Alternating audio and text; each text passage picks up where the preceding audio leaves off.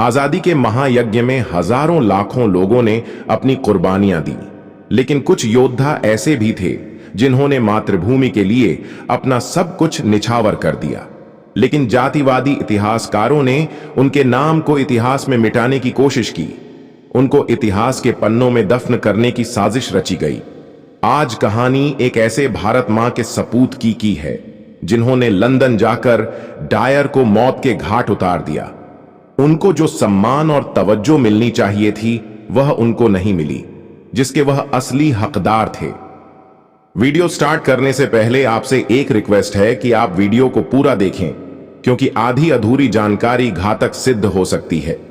इस वीडियो को ज्यादा से ज्यादा शेयर करें, जिससे बहुजन समाज के लोग अपने महानायकों को जान सके।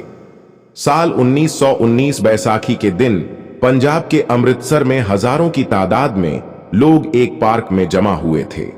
रॉलेट एक्ट के तहत कांग्रेस के सत्यपाल और सैफुद्दीन किचलू को अंग्रेजों ने गिरफ्तार कर लिया था। लोग वहां दोनों की गिरफ्तारी के खिलाफ शांति से प्रदर्शन कर रहे थे। तभी जनरल डायर अपनी फौज के साथ वहां आ धमका और सभी को घेर लिया। उसने न तो प्रदर्शनकारियों को जाने के लिए कहा और न ही कोई चेतावनी दी। जनरल डायर ने बस एक काम किया कि अपनी फौज को फायरिंग करने का ऑर्डर दे दिया और फिर शुरू हुआ नरसंहार। अंग्रेज उन मासूम लोगों पर दनादन गोलियां चलाने लगे। उस फायरिंग में बहुत से मासूम लोगों ने अपनी जानें गंवा दी। जलियांवाला बाग का इकलौता एग्जिट गेट अंग्रेजों ने बंद कर रखा था। लोग बचने के लिए पार्क की दीवार पर चढ़ने लगे। कुछ जान बचाने के लिए कुएं में कूद गए। गोरों की इस हरकत से सब खिसियाए बैठे थे, पर इस घटना से एक इंसान था जो इतना ज्यादा गुस्साया कि उसने जनरल डायर को मारने का मन बना लिया। ये थे सरदार ऊधम सिंह। ऊधम सिंह की जिंदगी से जुड़े कुछ किस्सों पर नजर डालते हैं। ऊधम सिंह का जन्म 26 दिसंबर 1899 को पंजाब प्रांत के संगरूर जिले के सुनाम गांव में एक कंबोज सिख परिवार में हुआ था। सन 1901 में ऊधम सिंह की माता और 1907 में उनके पिता का निधन हो गया।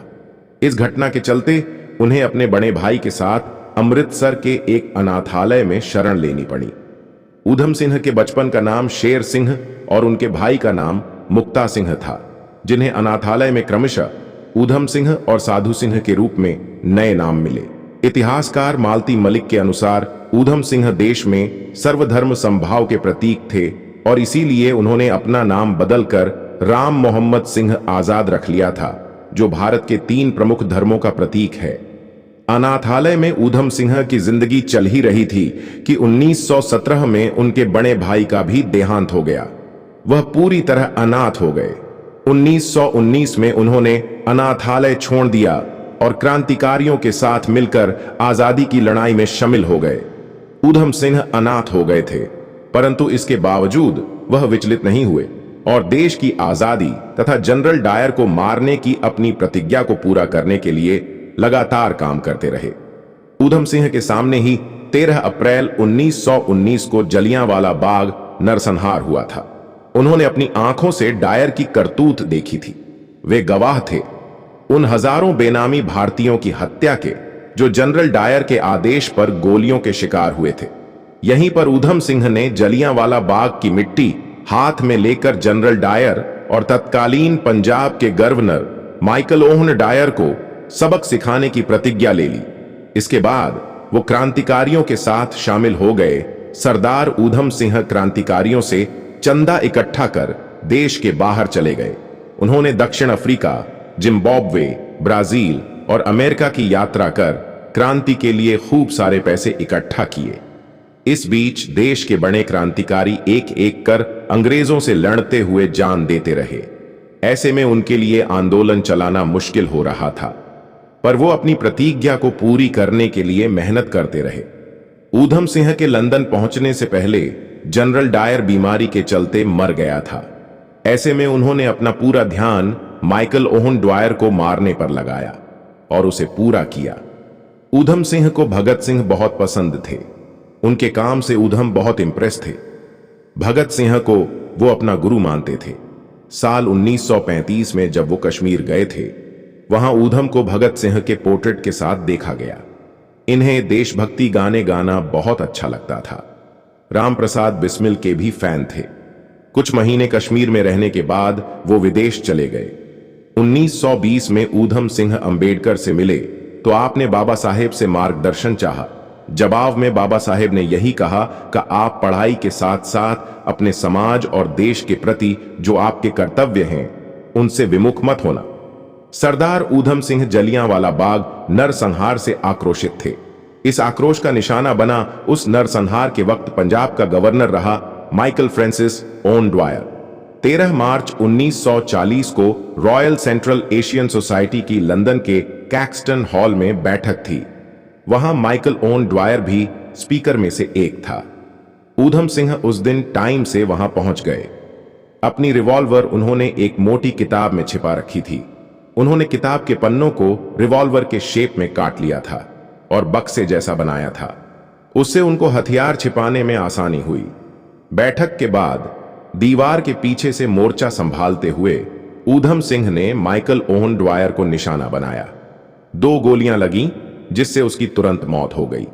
इसके साथ ही ऊधम सिंह ने अपनी प्रतिज्ञा पूरी की और दुनिया को संदेश दिया कि अत्याचारियों को भारतीय वीर कभी छोड़ा नहीं करते। जज ने सवाल दागा कि वह ओवन ड्वायर के अलावा उसके दोस्तों को क्यों नहीं मारा। ऊधम सिंह ने जवाब दिया कि वहां पर कई औरतें थीं और हमारी संस्कृति में औरतों पर हमला करना पाप है। इसके बाद ऊधम को शहीद ए आजम की उपाधि दी गई जो सरदार भगत सिंह को शहादत के बाद मिली थी। 4 जून 1940 को ऊधम सिंह को हत्या का दोषी ठहराया गया। मार्च को ब्रेस्टन जेल में डाल दिया गया। आपके साथियों ने और वकीलों ने आपको बचाने में कामयाब भी हो गए थे, लेकिन आपने कोर्ट में खुद अपने विरुद्ध गवाही देकर फांसी को स्वीकार किया। फांसी के फंदे पर लटकने से पहले आपने संदेश दिया कि आप मेरे लिए दुखी मत होना, यह शरीर नाशवान है, मैं बच सकता था। यह खुद डायर की पुत्री मिस गोल्डी डायर ने आश्वासन दिया था।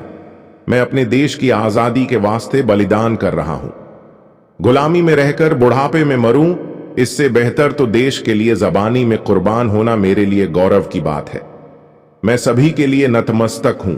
आप अपने देश व समाज की भलाई के लिए संघर्षरत रहना और देश में व्याप्त हर प्रकार के भेदभाव को खत्म करना, यही मेरी शुभकामना है।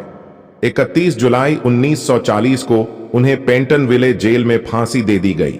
इस तरह ऊधम सिंह भारत की आजादी की लड़ाई के इतिहास में अमर हो गए। 13 जुलाई 1974 को उनका अस्थि कलश भारत लाया गया। बहन मायावती ने सम्मान में बलिदान दिवस पर मेन यूपी में जिला ऊधम सिंह नगर बनाया जो आज उत्तराखंड में आता है। अंग्रेजों को अंग्रेजों के घर में घुसकर मारने का जो काम सरदार ऊधम सिंह ने किया था उसकी हर जगह तारीफ हुई। यहां तक कि जवाहरलाल नेहरू ने भी इसकी तारीफ की। नेहरू ने कहा कि माइकल ओवन ड्वायर की हत्या का अफसोस तो है, पर यह बेहद जरूरी भी था, जिसने देश के अंदर क्रांतिकारी गतिविधियों को एकाएक तेज कर दिया। सरदार ऊधम सिंह के इस महाबदले की कहानी आंदोलनकारियों को प्रेरणा देती रही। इसके बाद की तमाम घटनाओं को सब जानते हैं। अंग्रेजों को 7 साल के अंदर देश छोड़ना पड़ा और हमारा देश आजाद हो गया। ऊधम सिंह जीते जी भले आजाद भारत में सांस न ले सके, पर करोड़ों भारतीयों के दिल में रहकर वो आजादी को जरूर महसूस कर रहे होंगे। ऊधम सिंह के त्याग और बलिदान को बहुजन हिस्टोरिकल वॉइस की तरफ से शत शत नमन व हमारी यादों में हमेशा अमर रहेंगे। आप ऊधम सिंह के क्या त्याग और बलिदान के बारे में क्या सोचते हैं, हमें कमेंट में जरूर बताएं। साथ ही आप अगर इस तरह के वीडियो देखना चाहते हैं तो हमारे चैनल को सब्सक्राइब करें और वीडियो को लाइक करें।